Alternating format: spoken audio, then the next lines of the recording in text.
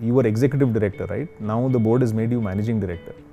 Have you thought about what is the change in your role? You have to de-risk, but de-risking involves taking risk. But how do you take risk? You started off by manufacturing tire valves, right?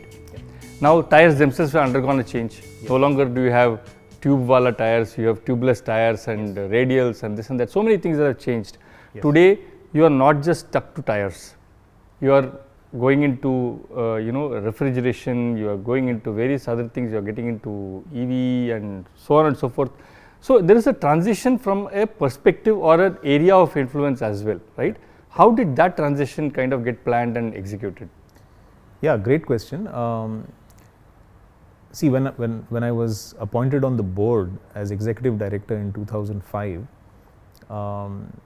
I was told just focus on internal capacity building up people, building up manufacturing capacity, getting involved in expanding capacity. But I was not actually tasked with strategy and what to do in future. When I became managing director, I was appointed as managing director in 2013. The role was fundamentally changed, right? Even though I just continued to be on the board, it was not just a designation change. I should really thank our chairman, Mr. S.K. Welling. He one day called me for a cup of coffee, and I was only 32 years old. He said to me, you were executive director, right? Now the board has made you managing director. Have you thought about what is the change in your role? What do you need to do now? Have you thought about it? So as usual, I mumbled and blumbled and said something. He said, no, I want you to think about it a little deeply. You don't have to answer the question right now, but come back to me.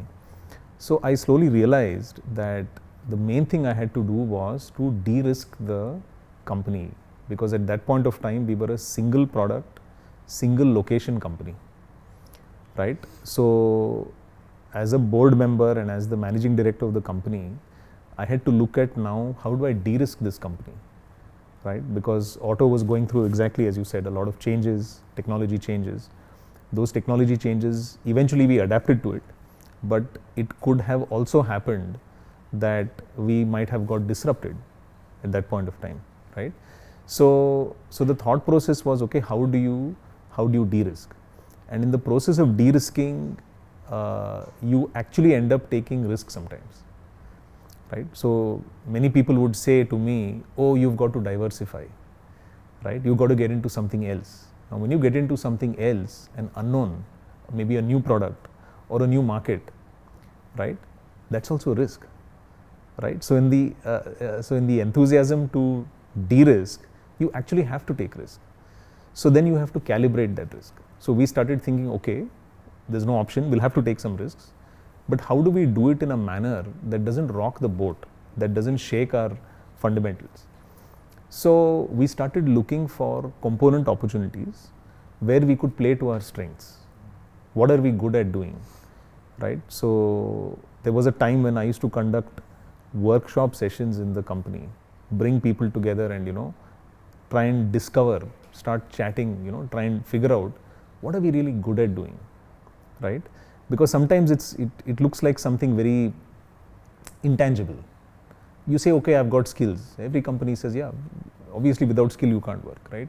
You've got knowledge, but sometimes you tend to not realize the depth of it when you just talk about it in a very, let's say fleeting manner, right?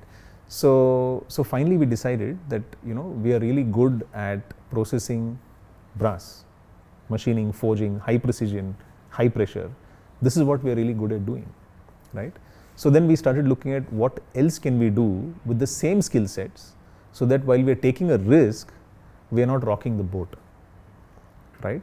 And of the many different ideas that came, we filtered it down to the air conditioning industry, because the data showed at that point of time that this was an industry that was going to grow and boom, right?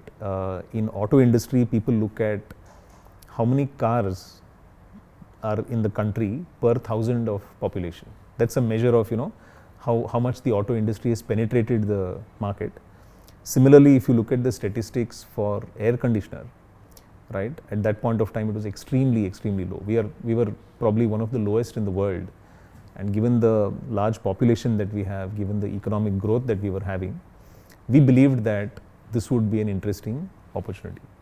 And then we started experimenting, we started prototyping, we started preparing reports, showing it to our board members, and that's how that journey started in terms of getting into air conditioning components.